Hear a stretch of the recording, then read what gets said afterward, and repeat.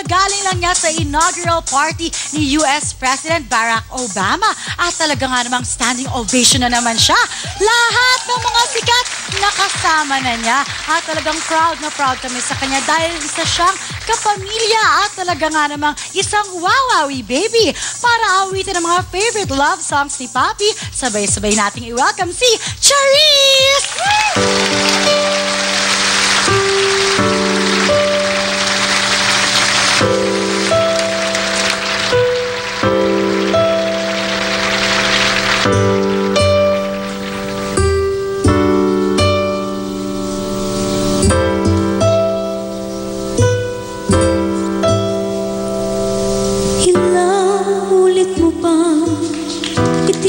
Tanong sa'kin kung hanggang saan,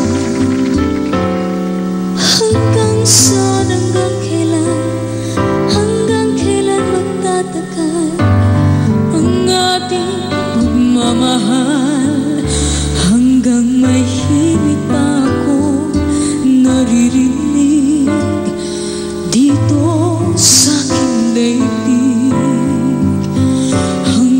May musika ko tinataglay, kita'y iniibig. Giniwag mo sanang isipin, ikaw ay aking lilisanin. Di ko magagawang lumayo sa iyong piling. Nais kong malaman mo kung gaano kita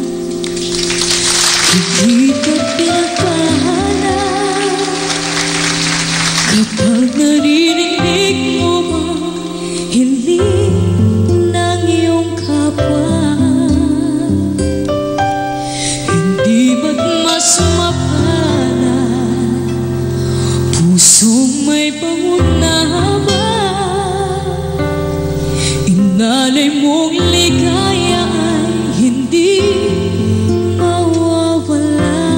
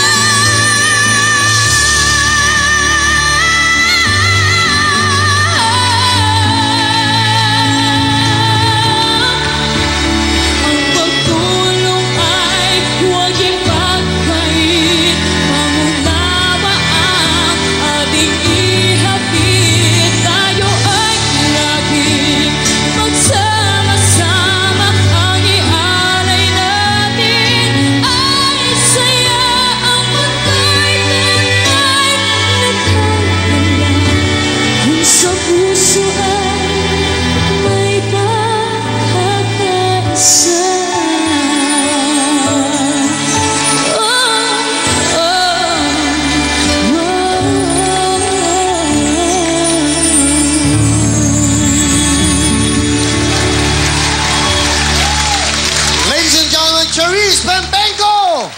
And of course, I'd like to thank Swing Sonata. Thank you so much, sir, ma'am. Thank you so much. Wow. Itong si Charis ay parang kapatid ko. Every time nag-abroad kami, lumalabas po ako, lagi pong available ang Charis Pempenko. Tinatawag ko pa lang ang pangalan, standing ovation na. Alam nyo, dapat, di ba, binibigyan ng karangalan ng batang ito. Hindi lang sa sports tayo nakatugon, sa entertainment. Dahil ang mga nakakatabi ng batang ito, hindi basta-basta. Celine Dion, napanood ko yung CD niya eh. Napanood ko yung guest niya ni David Foster. No? Alam mo, dalawa lang po ang standing ovation doon. Si Andrea Bocelli at si Charis Pempenko. Panoodin nyo, ako nagsasabi sa inyo, Charis, naluha ako nung pinapanood ko. Tumatayo ako, pumapalakpak ako dahil sobrang sarap ng feeling. Pag isang kababayan mo, umaangat. Sa sports, Manny Pacquiao. Entertainment, Charis Pempenko. Charis, thank you. Ano gusto mo sabihin, Charis? Siyempre, gusto ko pong magpasalamat sa lahat ng mga nanonood po ngayon dito. Nai-inspired po talaga ako every time na nagpo-perform ako sa harap nyo. Of course, sa lahat ng nanonood, TFC, hello po sa inyong lahat. Maraming salamat po sa lagi niyong pagsuporta sa Wawawi at syempre sa akin po. Syempre sa lahat ng fans ko, maraming salamat. Thank you po. Syempre sa lahat ng tumulong sa akin. Of course, ABS-CBN, Kyo Willie, thank you very much. Of course. Nako. Wawawi. Wow, alam mo, sobrang proud yes, ko na syempre po, Star Records, si Tito Michael Gerfinkel, si Miss Millie Gerfinkel, lahat ng mga taong tumulong sa akin, maraming salamat. Alam mo yung nag-guest ko siya sa Las Vegas kay David Foster. Si Oprah mismo ang tumawag kay David Foster. Ang sabi ni David Foster, sabi niya, pag si Oprah ang tumawag sa'yo, hihinto ang kahit na anong ginagawa mo. Nung pagtawag ni Oprah sa kanya, sabi ni Oprah kay David Foster, meron ka bang slot for this little girl from the Philippines? Hindi to kilala ni David Foster. Nag-commit lang si David kagad kay Oprah because he believes na pag sinabi ni Oprah, yun na yun. Kaya isang Charis Pempenko, proud kami sa'yo bilang isang Pilipino. Of course, alright? Okay na? Okay?